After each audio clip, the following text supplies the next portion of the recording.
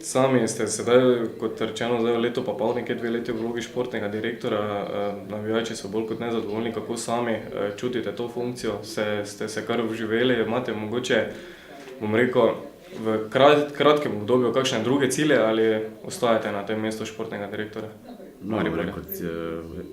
Meni osebno je cilj biti športni direktor Maribora, se pravi, sicer ne pod vsako ceno, ampak da bi bil le, kaj se da, najbolj uspešen zaradi teh fantastičnih ljudi, fantastičnih navijačev, ki jih mi imamo, ki si zaslužijo eno celovito predanost vsakega posameznika, pa tudi mene, tako da sem zelo zadovoljen. Kaj konkretno, bom rekel, manjka Mariboru, da bi zaigral v Ligi prvakov? Da ne bi obstal recimo na prvi ali pa drugi stopnički ali pa da bi vsaj zaigral v pokalu UEFA v skupinskem delu?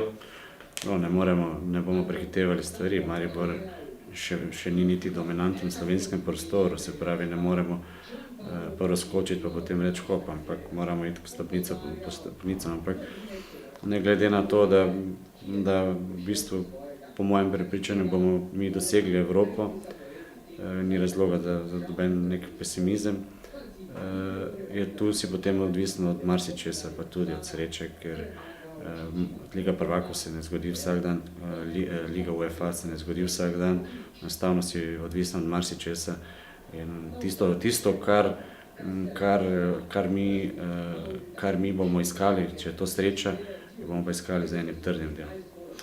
Sicer, Zlatko, kako selekcionirate igralce oziroma kako si prizadevate postaviti Maribor čez leto ali pa dve? Je to pretežno na mladih igralcih vzgojenih doma?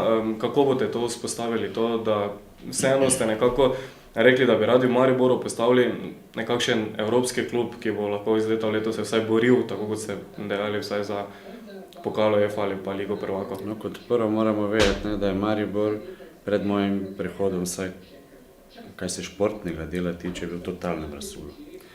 Enostavno ni imel baze, prihajalo 22-25 igralcev na probo in tam se je izvleklo igralcev, domači igralci so bili zelo na stranskem tiru, pa ne samo domači mariborski, pa domači slovenski tudi. Enostavno bil zame en športni kaos. Zakaj in kako je do tega prišlo, ne bom polemiziral, ampak enostavno mi smo prvo zdaj naredili temelje, bazo in zdaj te igralce športno vzgajamo in enostavno in jih razvijamo, da bi postali vrhunski igralci. In seveda, kaj se pa tiče organizacije kluba, Maribor, moram reči, da je na enem visokem evropskem nivoju in tukaj se še da nekaj narediti in se že marsikaj v tej smeri tudi dela, tako da vsak evropski klub, ki pride sem, bomo rekel, pogledati tekmo in pa tudi jim pokazati celotno strukturo kluba, so navdušeni. Tako da v tej smeri mi moramo vedeti, da imamo en klub, kateri je lahko po organizaciji in pa v športnem smislu še vedno ne, ampak to je en čas, proces, smo lahko vsi ponosni na njega.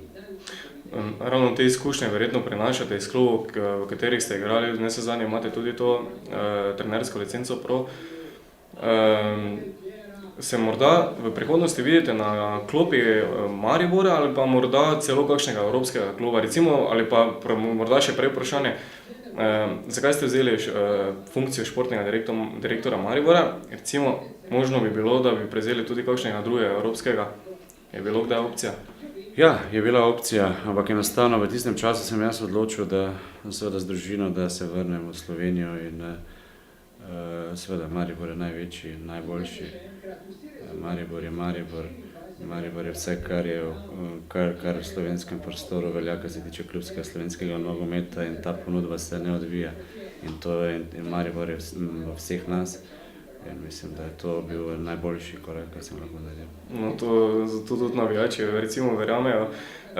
Zlatko, se morda čez nekaj let pa vseeno vidite kje drugje, v kakšnem evropskem klubu, kdaj kasneje, recimo, vemo, da tako ste sami rekli, prišli v Maribor predvsem zaradi družine, oziroma ker ste bili tako dolgo vedno nekje po Evropi, se morda vseeno vidite čez, ne vem, 10 let? Ja, to bi zelo težko. Bom rekel, takšne vizije bi zelo težko človek imel, ker ne vemo, kaj se bo jutri zgodilo. Kakšne pa so želje mogoče? Bom rekel tako, jaz imam dve športni ljubezni, to je NK Maribor in reprezentanca Slovenije, jaz mislim, da sem s tem vse povedal. Se pravi, je vaša prihodnost tudi na klopi slovenske reprezentance, če bodo ljudje tako hoteli? Zakaj pa ne?